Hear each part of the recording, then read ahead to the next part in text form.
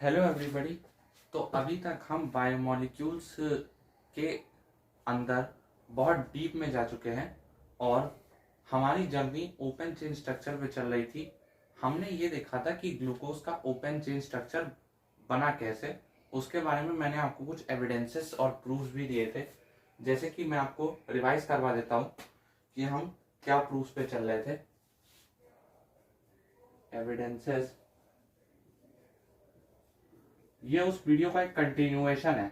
मतलब हम ये देख रहे थे ना कि ग्लूकोज का ओपन चेन स्ट्रक्चर कहाँ से आया, तो उसके पिछले वीडियो में मैंने आपको कुछ एविडेंस बताए थे, कुछ रिएक्शंस लिख पाई थी। आज थोड़े से एविडेंस और बचे हैं, उसके बाद ये हमें मतलब पूरा खत्म हो जाएगा ये टॉपिक कि ग्लूकोज का ओपन चेन स्ट्रक्चर कहाँ से आया। उसके बाद हम ये देखेंगे कि ग्लूकोज के ओपन चेन स्ट्रक्चर की कमियां क्या थी, ड्रॉबैक्स क्या थे। तो चलिए आज जो बचे हुए एविडेंस या प्रूफ हैं, या आप कह सकते हैं जो रिएक्शंस हैं, उनको हम देखते हैं। Evidences that signify the existence of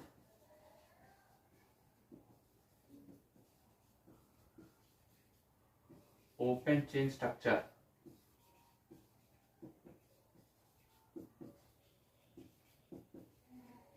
of glucose. पहला एविडेंस तो ये था कि इसका मॉलिक्यूलर फॉर्मूला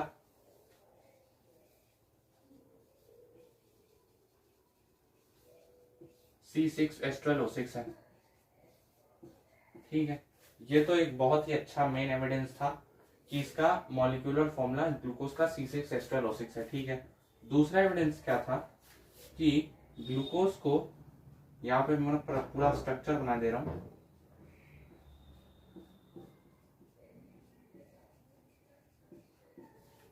अगर हम ग्लूकोज की HI से लंबे समय तक हीटिंग करवाएं, मतलब हाइड्रोजन आयोडाइड में इसे लंबे समय तक हीट करें, या फिर प्रोलॉन्ग हीटिंग भी आप कह सकते हैं। यहाँ मैं लिख देता हूँ प्रोलॉन्ग। प्रोलॉन्ग का मतलब होता है लंबे समय तक। तो हमें एनहेक्सेन मिलता है।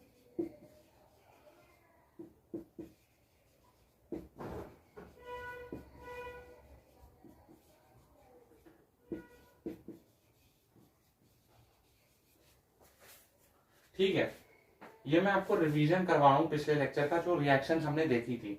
आगे अभी कंटिन्यूएशन भी होगा। तो ये दूसरा था, इससे हमें ये पता चला था कि ग्लूकोज के जितने भी कार्बन है वो एक स्ट्रेट चेन में लिंक्ड है। एक स्ट्रेट चेन में लिंक्ड है। ग्लूकोज के जितने भी कार्बन है वो सारे स्ट्रेट चेन कार्बन है। ठीक है, तीसरे में हमारे दो पार्ट्स थे। एक पहला ये था कि ग्लूकोज को अगर हम हाइड्रोक्सिल अमीन से इसका रिएक्शन करवा दें, हाइड्रोक्सिल अमाइन NH2OH,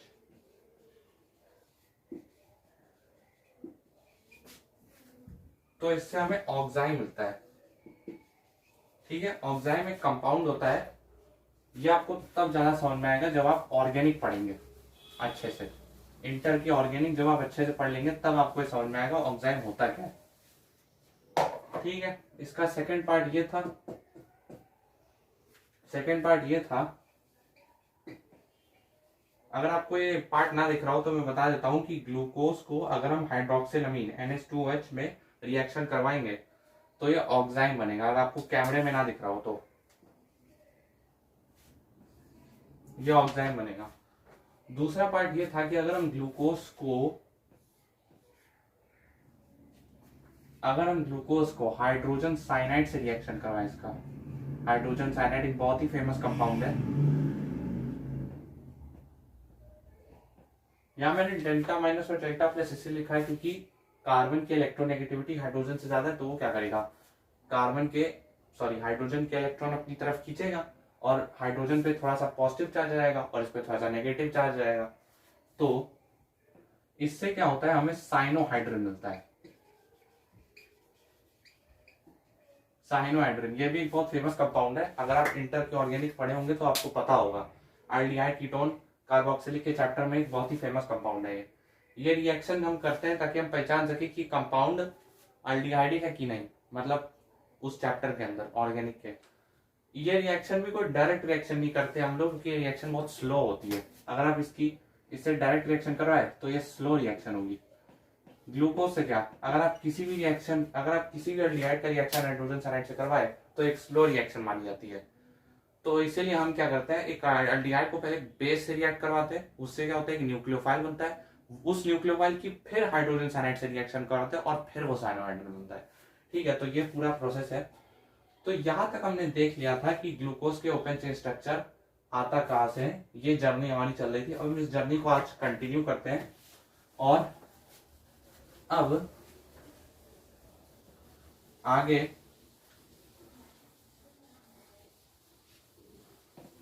मैं आपको बताऊंगा कि ग्लूकोज का ओपन चेन स्ट्रक्चर के और क्या रिएक्शंस थी। जिन्होंने पहले से पढ़ रखा है वो वीडियो को इनटू 2 की स्पीड में देख सकते हैं, और जो पहली बार यहाँ पे है वो ऐसे ही नॉर्मल स्पीड में देख लीजिए। तो फोर्थ क्या है, फोर्थ रिएक्शन क्या थे, फोर्थ एविडेंस या फोर्थ रिएक्शन क्या थी कि अगर हम ग्लूकोज को एक माइल्ड ऑक्सीडाइजिंग एजेंट से रिएक्ट करवा दें,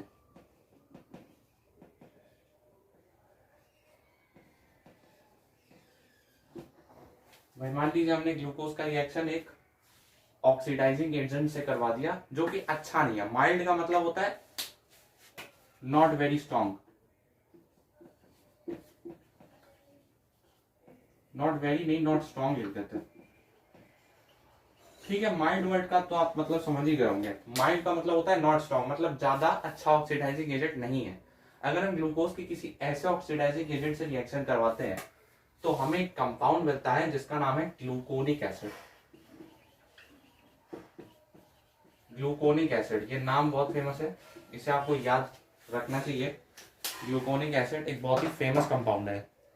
ग्लूकोनिक एसिड, अगर आपने बायोमोलिक्यूल्स पढ़ा होगा तो आपको पता होगा ग्लूकोनिक एसिड एक बहुत ही फेमस कंपाउंड है, और एग्जाम्स के अंदर कभी कभी इससे रिलेटेड क्वेश्चन भी पूछ ले जाते हैं। तो अगर आप बोर्ड की प्रिपरेशन कर रहे हैं तो ये आपके लिए इंपॉर्टेंट है। तो ग्लूकोज की जब हम किसी माइल्ड ऑक्सीडाइजिंग एजेंट से रिएक्शन करवाते हैं तो हमें ग्लूकोनिक एसिड मिलता है जो कि 6 कार्बन कार्बोक्सिलिक एसिड है। 6 कार्बन का एक कार्बोक्सिलिक एसिड है, मतलब कार्बन उतने ही रहेंगे, ऐसा नहीं कि कार्बन बदल जाएंगे। अगर मैं इसके आपको पूरी लैंग्वेज बताऊं तो पूरी लैंग्वेज मैं कह सकता हूं, किताबी लैंग्वेज ऑन ऐसे बोल सकता हूं मैं, glucose is converted into a 6 carbon carboxylic acid known as gluconic acid with the help of a mild oxidizing agent like bromine water. This reaction confirms that carbonyl group is present as an aldehyde group. ठीक है, ये किताबी language है जो मैं आपको बता रहा हूँ। अब यहाँ पे मैंने एक ऑक्सीडाइजिंग एजेंट जो कि माइल्ड है उसका नाम बोला bromine water, Br2H2O, bromine water एक माइल्ड ऑक्सीडाइजिंग एजेंट है। इसे जनरली साइंटिस्ट ने यूज किया था इसकी रिएक्शन करवाने के लिए ग्लूकोज की। हालांकि आप कोई भी माइल्ड ऑक्सीडाइजिंग एजेंट यूज कर सकते हैं, जरूरी नहीं कि आप ब्रोमीन वाटर यूज करें, आप कोई और भी यूज कर सकते हैं, आप ये भी यूज कर सकते हैं।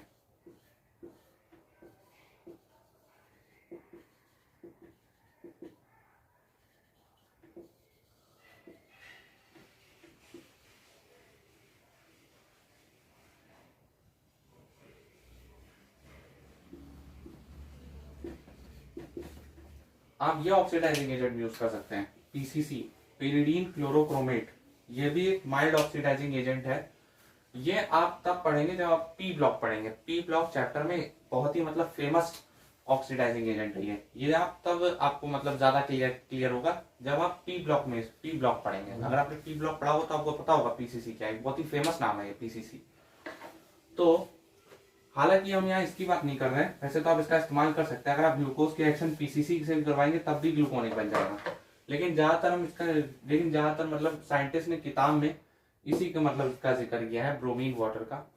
ज्यादातर अगर आप बुक्स देखेंगे तो आप Br2H2O को ही पाएंगे। तो ग्लूकोज के अगर हम रिएक्शन इससे करवाएं तो हमें ग्लूकोनिक एसिड बनता दिखता है जो कि 6 कार्बन का कार्बोक्सिलिक एसिड है। आइए मैं आपको इसकी रिएक्शन दिखा देता हूँ कैसे होती है।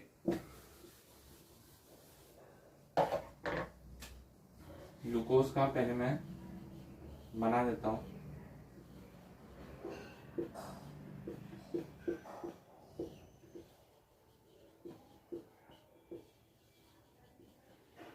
ये ग्लूकोज है। अगर मैं इसकी रिएक्शन Br2H2O से करवाऊं तो ऐसा कुछ कंपाउंड बनना चाहिए।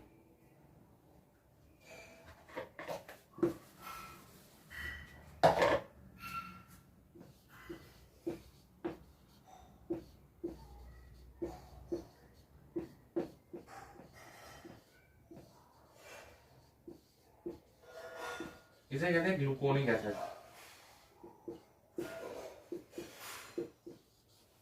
ठीक है, ये है ग्लूकोनिक एसिड जो बना हुआ है। अगर आप ग्लूकोज की रिएक्शन इससे करवाते हैं तो ये क्या करता है, इस एल्डिहाइड को एसिड में कन्वर्ट कर देता है। और इस रिएक्शन से हमें पता चलता है कि ग्लूकोज के अंदर एल्डिहाइड ग्रुप था। यही से साइंटिस्ट ने ग्लूकोज को एज एन एल्डिहाइड कहना शुरू किया था।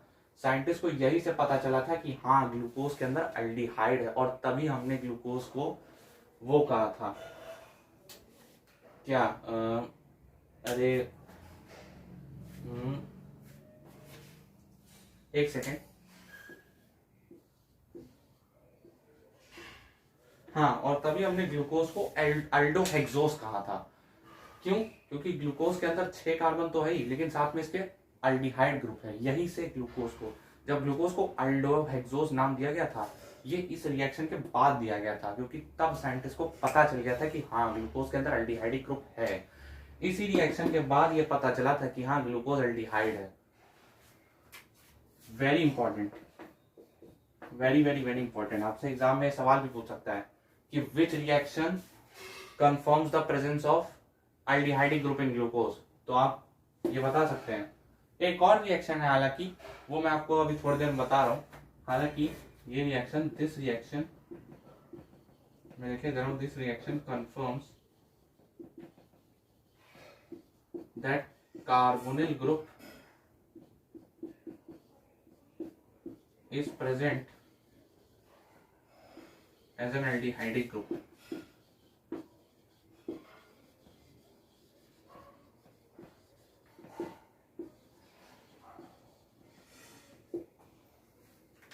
मतलब ये रिएक्शन हमें ये बताया कि ग्लूकोज के अंदर जो कार्बोनिल ग्रुप है वो as an aldehydic group present है। अब जरूरी थोड़ी कि कार्बोनिल ग्रुप सिर्फ एल्डिहाइड में हो, कार्बोक्सिलिक में भी हो सकता है, कीटोन में भी हो सकता है, तो वो तो कई हो सकता है। लेकिन ग्लूकोज के अंदर जब हमने रिएक्शन कराई था, हमें पता चला कि कार्बोनिल ग्रुप एक्चुअली में एल्डिहाइड है। तो यही से हमारी जर्नी आगे बढ़ी और हमें पता चला कि ग्लूकोज एक्चुअली में एल्डिहाइड है। उसके बाद मैं आपको आगे का एविडेंस बताता हूं।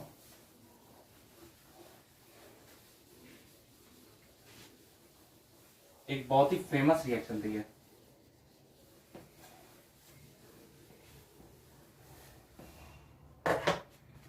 आप चाहे तो मैं आपको इसे ऐसे भी दिखा सकता हूं, जैसे ये फिशर के प्रोजेक्शन से मैं आपको समझा देता हूं।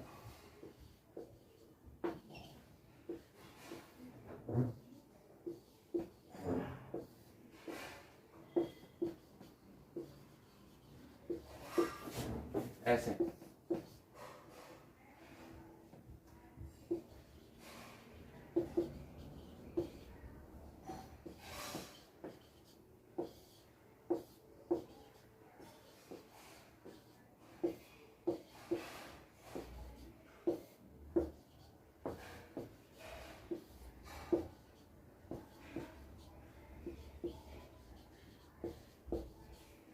ठीक है। तो आप चाहे ऐसे समझ सकते हैं, चाहे वैसे समझ सकते हैं। मैंने आपको फिशर और जो उसका शॉर्ट फॉर्म था, दोनों से ही समझा दिया।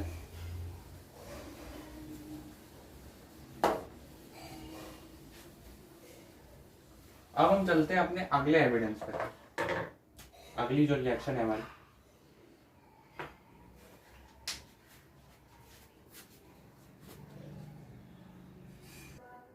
तो अब हम चलते हैं हमारे 5वें एविडेंस की तरफ, या 5वीं रिएक्शन की तरफ, जो हमें यह साबित करेगी कि ग्लूकोज का ओपन चेन स्ट्रक्चर एग्जिस्ट करता है।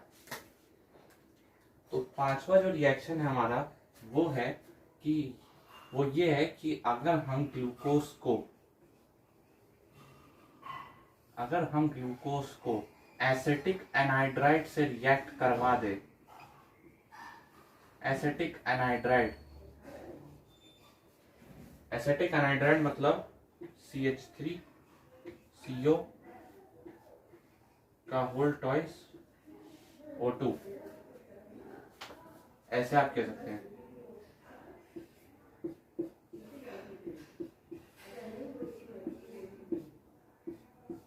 सॉरी O2 नहीं, O, एक्सट्रीमली सॉरी।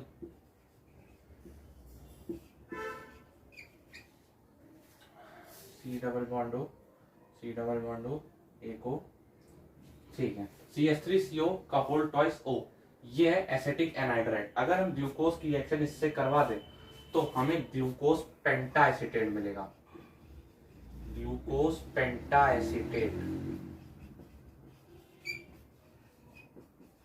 मतलब हमें क्या मिलेगा, ग्लूकोज का एसीटेट मिल जाएगा। इस रिएक्शन को कहते हैं एसिटाइलेशन रिएक्शन, एसिटाइलेशन। और ये जनरली एल्डिहाइड्स पे होता है। मतलब हम क्या करते हैं, एल्डिहाइड्स का एसिटाइलेशन करवा देते हैं, उनका एसीटेट बना देते हैं, एसीटेट। CH3CO का ट्वाइस O एसीटेट, आपने सुना होगा एसिटिक एसिड CH3COOH, ये इसका एसीटेट है, एसीटेट, ग्लूकोज का एसीटेट बन जाएगा। जैसे कि आपने एसिड एनहाइड्राइड सुना होगा, एनहाइड्राइड ये ग्रुप है। अगर आपने ऑर्गेनिक पढ़ी होगी तो आपको पता होगा एसिड एनहाइड्राइड एक ग्रुप होता है, या फिर एसिटिक एनहाइड्राइड, एसिड एनहाइड्राइड। आप इसे ऐसे भी लिख सकते हो।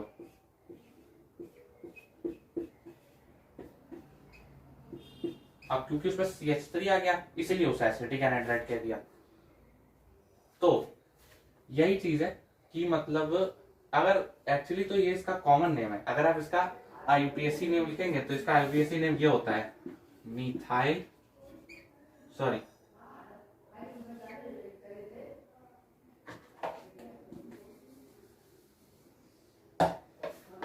एक्सट्रीमली सॉरी, अगर आप इसका IUPAC नेम लिखने जाएंगे तो उसके लिए फिर आपको इसके रूल्स पता होने चाहिए। तो इसका जो IUPAC होता है वो जनरल IUPAC का मैं आपको बताऊं तो ये होता है अल्केनोइक एनहाइड्राइड। तो इसका अगर IUPAC नेम आप लिखने जाएंगे तो ये होगा मिथेनोइक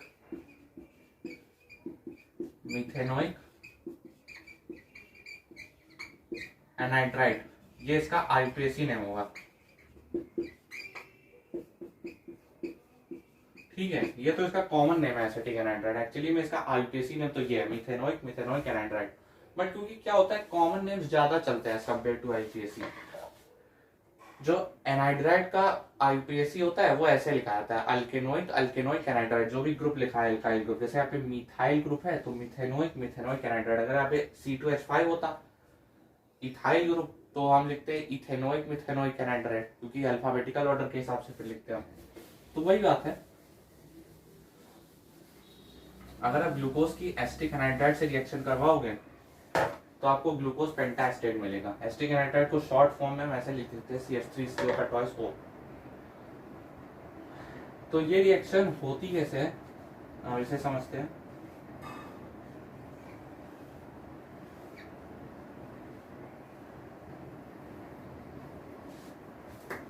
एक सेकंड,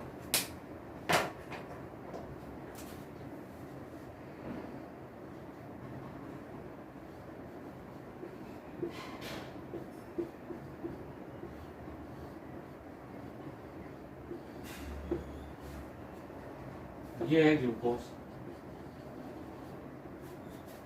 हमने इसकी रिएक्शन करवाई CH3CO का ट्वाइस O, जिसे हम एसिटिक एनहाइड्राइड कहते हैं, उसका शॉर्ट फॉर्म लिखा है। इससे क्या होगा, इस रिएक्शन में क्या होगा, इन दोनों ग्रुप्स का, जो ये दोनों ग्रुप लगे इन दोनों का H बाहर निकल आएगा।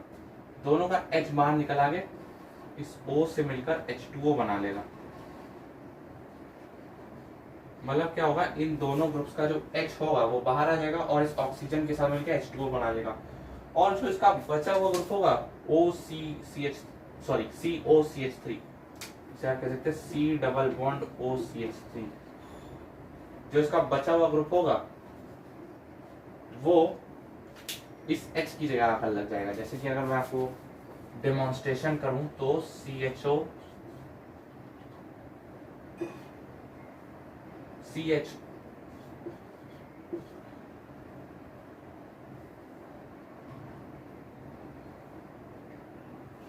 एक second,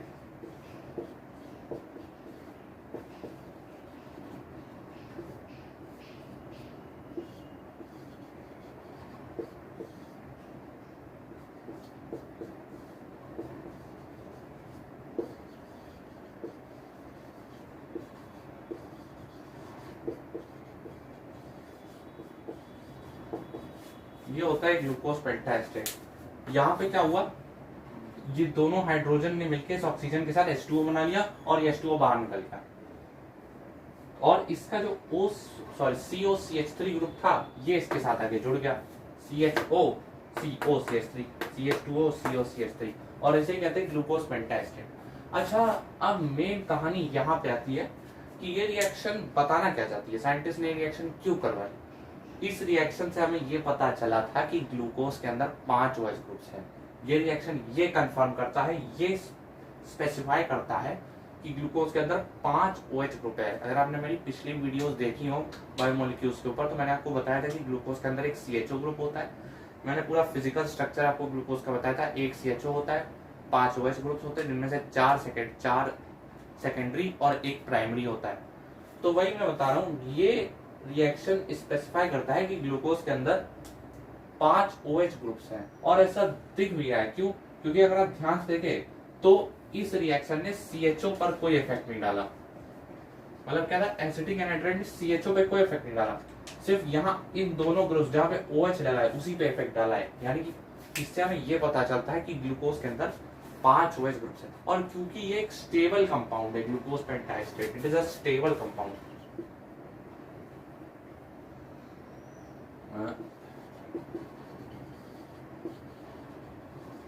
it is a stable compound, ये एक स्टेबल कंपाउंड है ग्लूकोज पेंटाएस्टेट।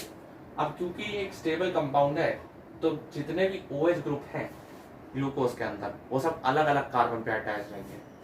जैसे कि अगर आपने मेरा ग्लूकोज का फिशर देखा हो, ग्लूकोज का अगर आप फिशर प्रोजेक्शन देखें, यहां से आपको ज्यादा क्लियर नहीं होगा, मैं एक सेकेंड, नीचे दिख नहीं रहा होगा कैमरे में, मैं आपको क्लैरिटी देने के लिए थोड़ा सा ग्लूकोज का मैं फिशर स्ट्रक्चर बना देता हूँ, तब आपको ज्यादा समझ आ जाएगा कि मेरी बात क्या है।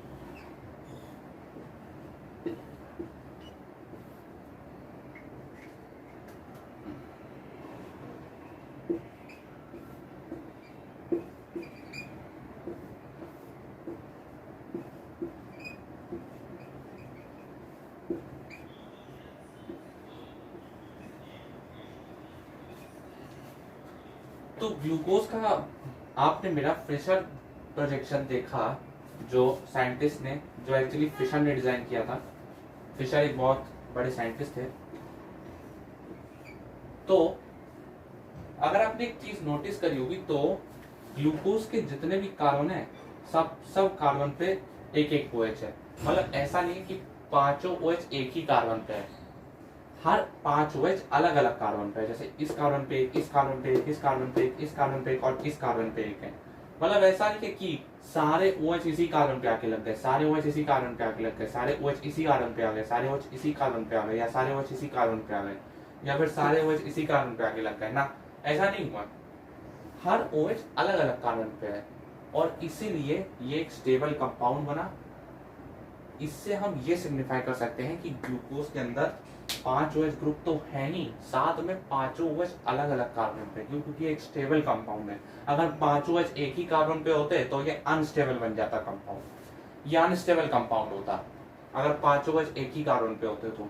अब वो क्यों होता, उसके लिए तो आपको फिर GOC पढ़नी पड़ेगी, उसके लिए फिर आपको इंडक्टिव रेजोनेंस, मीजोमरिक, ये सब, हाइपर कॉन्जुगेशन, ये सब देखना पड़ेगा। चलिए, इस रिएक्शन से हमें इतना तो समझ में आ गया कि ग्लूकोज के अंदर 5 OH ग्रुप से हम अपनी जर्नी में थोड़ा और आगे बढ़े। यहाँ से साइंटिस्ट ने ग्लूकोज का फिजिकल स्ट्रक्चर बनाना चालू कर दिया था, क्योंकि अब साइंटिस्ट को पता चल चुका था कि ग्लूकोज के अंदर 5 OH ग्रुप है। मैं यहाँ पे लिख भी देता हूँ, this reaction confirms the presence of 5 OH groups.